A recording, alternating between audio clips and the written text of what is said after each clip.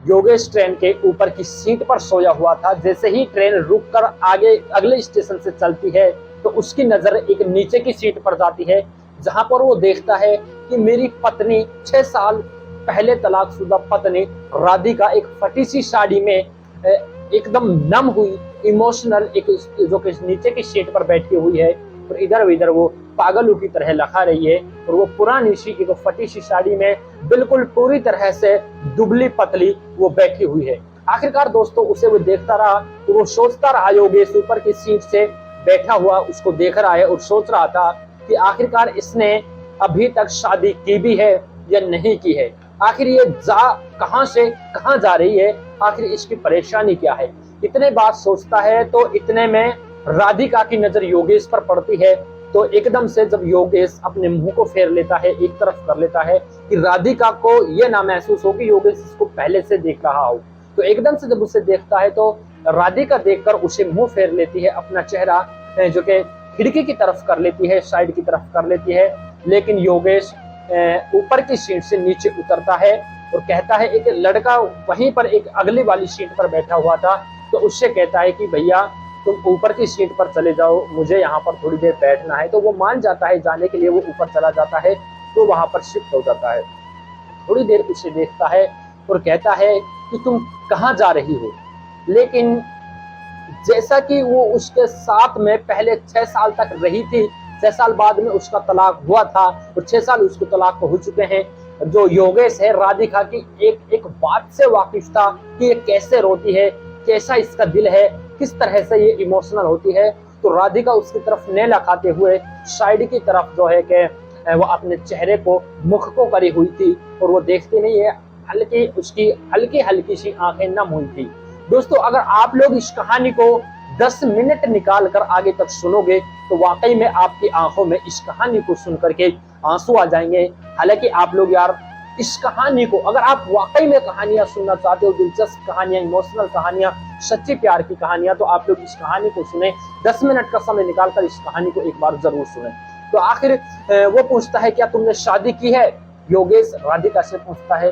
राधिका बोलती नहीं है, चुपचाप बैठी रहती है और दूसरी तरफ मुंह करते हुए खिड़की की तरफ उसका मुंह था। योगेश उससे पूछता है कि तुम कहाँ जा रही हो। वो कहती है कि मैं कानपुर जा रही हूँ। इतने में योगेश से पूछती है कि तुम बताओ तुम कहाँ जा रहे हो।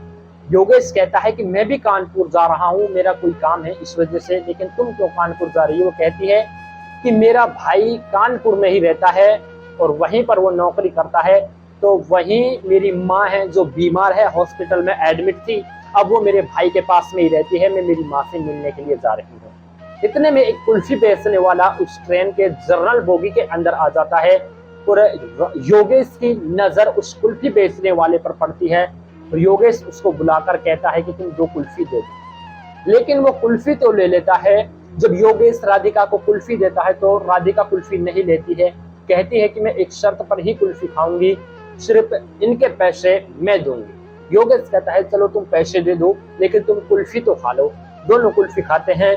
राधिका कुल्फी खाते हुए योगेश से कहती है कि मैं भी अब पैसे कमाने लगी हूँ, मैं भी 10,000 रुपये महीने की तनख्वाह पर पैसे कमाती हूँ, बच्चों को पढ़ाती हूँ, उसी से ही मैं मेरा खुद का गुजारा करती हूँ, टाइम पास कर रही हूँ। तो आखिरकार जब योगेश राधिका से कहता है कि तलाक हुआ था तो कोर्ट में जो सुनावनी वहां पर हुई थी, जज साहब मुझसे तुमको 30 लाख रुपए दिलाने की डिमांड कर रहे थे, लेकिन तुमने साफ तौर पर वहां मना कर दिया कि मुझे 30 लाख रुपए नहीं चाहिए।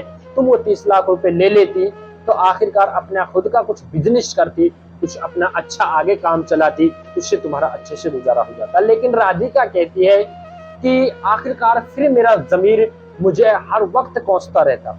जब मैं तुम्हारे 30 लाख रुपए लेती तो मेरा जमीर मुझे हर वक्त कोसता और कहता है कि अभी भी तुम अपने उसी तलाकशुदा पति के पैसों पर पल रही हो, अपनी जिंदगी को काट रही हो, इससे अच्छी तो तुम उसी के साथ रह लेती। इस वजह से मैं अब अपने 10,000 रुपये में ही खुद का गुजारा कर रही हूँ। दोनों बातें करते हैं, लेकिन बातें करते हुए उनका कानपुर का रेलवे स्टेशन आ जाता है। रेलवे स्टेशन आते ही जो कि राधिका है वो उतरती है और अपने जो कि रिक्शे की तरफ, टेम्पो की तरफ जाती है जहां उसको अपने भाई के घर पे जाना था। लेकिन सूटकेस को पकड़ते हुए भागता हुआ योगेश राधिका के पीछे जाता है और कहता है कि अब तुम वापस कब आओगी। राधिका कहती है कि मैं कल सुबह आज तुम माँ के पास में रुकूंगी, तबीयत पूछूंगी, हालचाल कैसा है, उसके बाद में सुबह फिर मैं ट्रेन से वापस जाऊंगी। लेकिन योगेश कहता है राधिका से कि राधिका मैं तुम्हारा टिकट करा लूं, मैं 2 टिकट कटा लूं अगर तुम मेरे साथ में चल दो तो। वो राधिका कहती है कि हम तो देखिए गरीब आदमी ठहरे, हम जब भी आ जाएंगे, जो जैसी मुझे ट्रेन मिलेगी जर्नल की, कोई सी भी ट्रेन मिले तो उसी ट्रेन में हम हमारे 30 से 40 रुपए का टिकट कटाकर मन चाहे जो सी ट्रेन में चढ़ जाएंगे, उसी में हम अपना सफर कर लेंगे। तुम ठहरे अमीर लोग, आखिर हम इसका जो कि बजट इतना नहीं दे सकते, हम जो है कि बुक नहीं करा सकते ट्रेन को। तो इस वजह से योगेश उसकी बातों को सुनकर इमोशनल था और इमोशनली आंखों से कहता है कि मैं जर्नल के टिकट 30-30 रुपए वाले टिकट कटा लूंगा और ऐसा करना, तुम सुबह 9 बजे मुझे यहाँ पर मिलना, मैं भी सुबह 9 बजे आऊंगा, मुझे तुम्हारे साथ में सफर करना है। इतने में टेम्पो में बैठकर वो जाने लगती है और जब टेम्पो में जा रही थी तो इतने उस टेम्पो को योगेश एक जगह पर खड़ा होकर एकटक देखता रहता है, इतने वो टेम्पो उसकी नजरों के आगे से गुम नहीं हो जाता है। आखिरकार टेम्पो गया और वह अपना फटाक से 2 दिन रुकने के लिए गया था, लेकिन एक ही दिन में अपना बिजनेस का जो भी काम था उसको निपटा कर योगेश फटाक से अगली सुबह 8 बजे ही उस कानपुर के रेलवे स्टेशन पर आ जाता है और राधिका का इंतजार करने लगता है। लेकिन राधिका 9 बजे नहीं आई, 9:30 बज चुके थे, 9:30 बजे भी नहीं आई, 9:45 बज चुके थे तब भी नहीं आई। 10 बजे राधिका आती है और वो जब तो फटी सी साड़ी में थी, लेकिन उस वक्त जब अपने भाई के घर से वो आ रही थी तो एक नई सी साड़ी में काफी खूबसूरत दिख रही थी। योगेश की तरफ वो देखती है कि वाकई में यहाँ पर योगेश अभी भी खड़ा हुआ है। लेकिन योगेश के पास में आकर राधिका कहती है, अरे तुम अब भी यहाँ से नहीं गए, मैंने तो सोचा था कि तुम यहाँ से चले गए होगे, अब तक कहाँ तुम रुकते हो, 1 घंटे का वेट तुमने क्यों किया। लेकिन कहता है कि खैर कोई बात नहीं है, आ जाओ, मैंने 2 टिकट कटा लिए हैं, 30-30 रुपए वाले, 60 रुपए के 2 टिकट कटाए, लेकिन तुम इनके लिए प्लीज ना मत करना और तुम चलो, मैं तुमको कुल्फी खिलाता हूँ, तुम्हारा और मेरा हिसाब किताब बरोबर हो जाएगा, क्योंकि उस ट्रेन में उस वक्त सफर करते वक्त तुमने मुझे कुल्फी खिलाई थी, अब मैं खिलाता हूँ। लेकिन आंखों में आंसू लिए हुए, इमोशनल होते हुए राधिका हल्की सी मुस्कुराते हुए उसके साथ चली जाती है। जो योगेश है 2 कुल्फी लेता है और योगेश जब 2 कुल्फी लेता है तो एक कुल्फी राधिका को दे देता है। दोनों एक जगह पर उस कुर्सी पर बैठकर खाने लगते हैं। 10 से 15 मिनट बाद में ट्रेन आ जाती है, दोनों ट्रेन में चढ़ जाते हैं और दोनों ट्रेन में सफर करने लगते हैं। लेकिन योगेश है वो भी चुप बैठ रहा था, अपना सफर कर रहा था।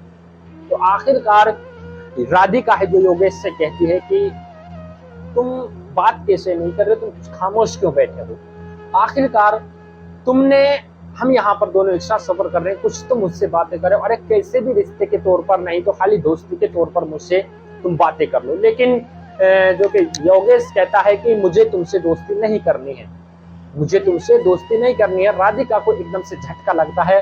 राधिका कहती है अगर तुम्हें मुझसे दोस्ती नहीं करनी है, मुझसे बातें नहीं करनी है, तो तुमने मेरे साथ में ट्रेन में सफर करने का वादा ही क्यों किया, तुमने मेरा टिकट ही क्यों कटाया। लेकिन योगेश चूकता नहीं है, योगेश फटाक से कहता है कि मुझे तुम्हारे साथ सफर अब जिंदगी का करना है, मुझे सिर्फ तू चाहिए, मुझे और कुछ नहीं चाहिए। मुझे रोने के लिए, मेरे साथ रोने के लिए मुझे तू चाहिए, मेरे साथ हंसने के लिए मुझे तू चाहिए, मेरे साथ खाने के लिए मुझे तू चाहिए। लेकिन वो समझता था कि जब वो हल्की हल्की सी हंसती है तो उसकी आंखों में आंसू आते हैं, क्योंकि पहले से ही वो उसको जान रहा था कि आखिरकार राधिका है जो कैसे इमोशनल होती है, कैसे हंसती है, क्योंकि उसको दिख रहा था कि स्पेशल इसकी आंखों में दर्द झलक रहा है। वो कहता है योगेश, जिस बात से तुम मुझसे नाराज रहती थी, मैंने पीना खाना भी छोड़ दिया है, सब काम मैंने छोड़ दिए हैं, लोगों को परेशान करना छोड़ दिया है, शराब बिल्कुल नहीं पीता, मैं अब अपनी जिंदगी में खुश रहता हूँ, क्योंकि माँ भी अब इस दुनिया में नहीं रही है, माँ भी अपने जो कि मुझे छोड़कर माँ चली गई है, मैं अकेला रहता हूँ। अकेला खाता हूँ बनाता हूँ। इस बात को सुनकर राधिका भी बड़ी इमोशनल होती है। जब इस बात को कहता है कि मुझे अब तुम्हारे साथ रहना है, तुम्हारे साथ सफर करना है जिंदगी का, लेकिन राधिका जब इस बात को सुनती है तो राधिका अपने जो कि सर से हल्का सा दुपट्टा ऊपर करती है। राधिका कहती है कि तुम ये देख रहे हो ये क्या है? योगेश लखाता है, उसकी आंखें फटी रह जाती हैं। तो उसके सिंदूर लगा हुआ, राधिका के जो कि सिंदूर लगा हुआ था सर पर, और राधिका कहती है कि मुझे पहले से ही यकीन था कि तुम्हारे मन में क्या चल रहा है, तुम्हारे मन में क्या चल रहा है मुझे पता था। इस वजह से मैं अपने भाई के ही घर से सिंदूर लगाकर आ चुकी हूँ, और मुझे पता था कि मेरा जीवन साथी फिर से मेरी जिंदगी में लौटकर अब आ चुका है। इसी वजह से मैंने सिंदूर लगा लिया है, और अब मैं भी तुम्हारे साथ में रहना चाहती हूँ, तुम्हारे साथ जिंदगी बसर करना चाहती हूँ, तुम्हारे साथ जीवन जीना चाहती हूँ। मुझे अब अपनी माई के नहीं, मुझे तुम्हारे साथ चलना है, मुझे अपने ससुराल जाना है। इतने में दोस्तों जब वो आंखें से आखिरकार योगेश देख रहा था कि इसकी आंखों से आंसू आ रहे, लेकिन उनको रोकने की कोशिश कर रही है। योगेश कहता है कि मुझे पता है, तुम अपने मन को बहला लो, आंसुओं को मत रोको राधिका, तुम अपने आंखों से जो के आंसुओं को निकाल दो, तुम रो लो, खूब भाप कर रो लो। इतने में इतनी बातें सुनकर राधिका जोर जोर से रोने लगती है, और उसके योगेश के कंधे पर अपने सर को रखकर जोर जोर से रोने लगती है। सभी उस जनरल बोगी में बैठे हुए लोग योगेश और राधिका को देखने लगते हैं, उससे पूछते हैं कि आखिर भाई बात क्या हो गई है, लेकिन उनको कहाँ पता था कि इनके बीच में कब से क्या बातें हो रही है। सबको कहानी बताते हैं, सबकी आंखों में आंसू आ जाते हैं, सभी उनको चुप करने की कोशिश करते हैं, लेकिन राधिका के आंसू सूखने का नाम नहीं लेते हैं, वो जोर जोर से रोने लगी है। आखिरकार उसका मन भर गया। उसके बाद में राधिका योगेश के चिपक कर कुछ थोड़ी देर के लिए शांत होती है। इतने में उनका गांव का रेलवे स्टेशन आ जाता है, उनके शहर का।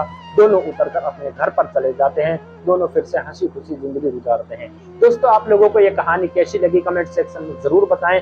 अगर आप हमारे YouTube चैनल पर नए हैं तो चैनल को सब्सक्राइब करके बेल आइकन को प्रेस जरूर करें। फेसबुक पेज पर देख रहे हो तो वीडियो को आगे तक शेयर करें।